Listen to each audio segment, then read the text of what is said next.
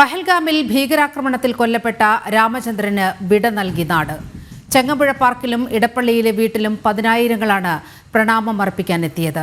Kerala governor Rajendra Vishwanath Arlekar, Goa governor PS Sreedharan Pillai, കേന്ദ്രമന്ത്രി സുരേഷ് ഗോപി എന്നിവരുൾപ്പെടെയുള്ളവരും ആദരാഞ്ജലി അർപ്പിച്ചു.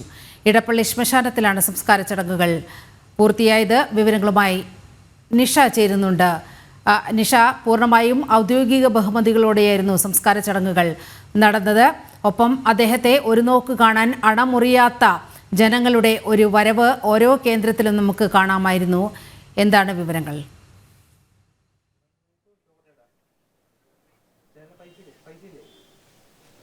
നീലിമ, രാജ്യത്തിനായി ഭീകരവാദികളുടെ തൊക്കിൻ മുനയിൽ ജീവൻ വെടിഞ്ഞ രാമചന്ദ്രന് വീരോചിതമായ യാത്രയയപ്പ് തന്നെയാണ് ജന്മനാട് നൽകിയത്. അല്പസമയം മുമ്പ് അദ്ദേഹത്തിന്റെ സംസ്കാര ചടങ്ങുകൾ പൂർത്തിയായി. ഇടപ്പള്ളിയിലെ ശ്മശാനത്തിൽ മകനും മകളും ചെറുമക്കളും എല്ലാം അടങ്ങുന്ന അദ്ദേഹത്തിന്റെ പ്രിയപ്പെട്ടവർ അദ്ദേഹത്തിന് യാത്രാമൊഴിയേകി.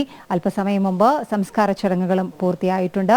രാവിലെ അദ്ദേഹത്തിന്റെ ഭൗതികദേഹം മോർച്ചറിയിൽ നിന്ന് എടുത്ത ആ നിമിഷം മുതൽ വലിയ ജനാവലിയായിരുന്നു അദ്ദേഹത്തെ ഒരു നോക്ക് കാണാനും യാത്രാമൊഴിയേകാനുമായി എത്തിക്കൊണ്ടിരുന്നത്. നാടിന്റെ നാനാ ഭാഗങ്ങളിൽ നിന്നുള്ളവർ, സാമൂഹ്യ സാംസ്കാരിക രാഷ്ട്രീയ രംഗത്തെ പ്രമുഖർ, സാധാരണക്കാർ എല്ലാവരും തന്നെ അദ്ദേഹത്തിന് യാത്രാമൊഴിയേകാനായി അണമുറിയാതെ എത്തിക്കൊണ്ടിരിക്കുകയായിരുന്നു. ഒപ്പം തന്നെ സംസ്കാര സമയവും പൊതുദർശനവും എല്ലാം നിശ്ചയിച്ച സമയത്തെക്കാളും ഒരുപാട് വൈകിയിരുന്നു. കാരണം 7 മണിക്ക് അദ്ദേഹത്തിന്റെ ഭൗതിക ശരീരം മോർച്ചറിയിൽ നിന്നെടുത്തു. തുടർന്ന് ചങ്ങമ്പുഴ പാർക്കിൽ 7 മണി മുതൽ 9 മണി വരെ പൊതുദർശനം എന്ന് പറഞ്ഞിരുന്നു. എങ്കിൽ പോലും 9:45 വരെ നീണ്ടു ചങ്ങമ്പുഴ പാർക്കിലെ പൊതുദർശനം.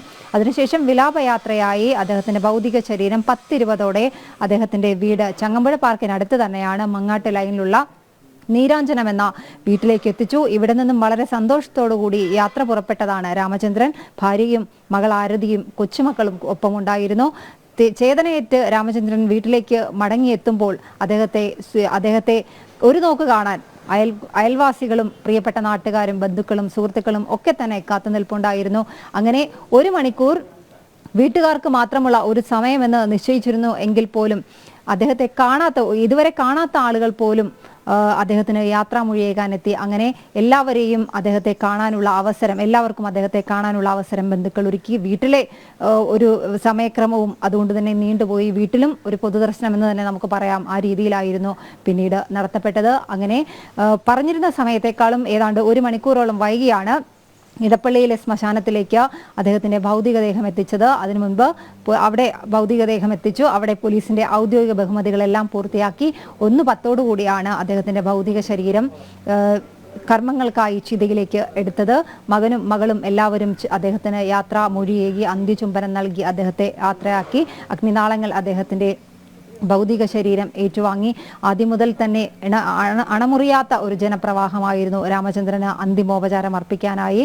ഇടപ്പള്ളിയിലെ ചങ്ങമ്പുഴ പാർക്കിലേക്കും അദ്ദേഹത്തിന്റെ വീട്ടിലേക്കും ഒടുവിൽ ശ്മശാനത്തിലേക്കും ഒക്കെ എത്തിയിരുന്നത്. അങ്ങനെ ഭീകരരുടെ തോക്കിൻ മുനയിൽ ജീവിതം വെടിഞ്ഞ, നാടിനു വേണ്ടി, നമ്മുടെ രാജ്യത്തിനു വേണ്ടി ജീവത്യാഗം ചെയ്ത രാമചന്ദ്രൻ ഓർമ്മയായി മാറിയിരിക്കുകയാണ്. നീലിമ, ജ്വലിക്കുന്ന ഓർമ്മയായി N രാമചന്ദ്രൻ മാറിയിരിക്കുകയാണ്. വിവരങ്ങളാണ് നിഷ ദിലീപ് പങ്കുവച്ചത്. സംഘപരിവാർ പ്രസ്ഥാനങ്ങളുടെ സഹയാത്രികനായിരുന്ന രാമചന്ദ്രന് ഗണഗീതം ചൊല്ലിയാണ് സഹപ്രവർത്തകർ വിട നൽകിയത്. ഭാര്യയുടെ ആവശ്യപ്രകാരമാണ് വസതിയിലെ അന്തിമോപചാര ചടങ്ങിൽ പ്രവർത്തകർ ഗണഗീതം ചൊല്ലിയത്. വികാരനിർഭരമായ നിമിഷങ്ങൾക്കാണ് വീട് സാക്ഷ്യം വഹിച്ചത്. രാവിലെ രാമചന്ദ്രന്റെ ഭൗതികദേഹത്തിന് മുന്നിൽ ദുഃഖമടക്കാനാകാതെ നിൽക്കുമ്പോഴും ഭാരതാംബയ്ക്ക് ജയ് വിളിക്കുന്ന ഭാര്യയുടെ ദൃശ്യങ്ങളും ദേശസ്നേഹികൾ ഏറ്റെടുത്തിരുന്നു.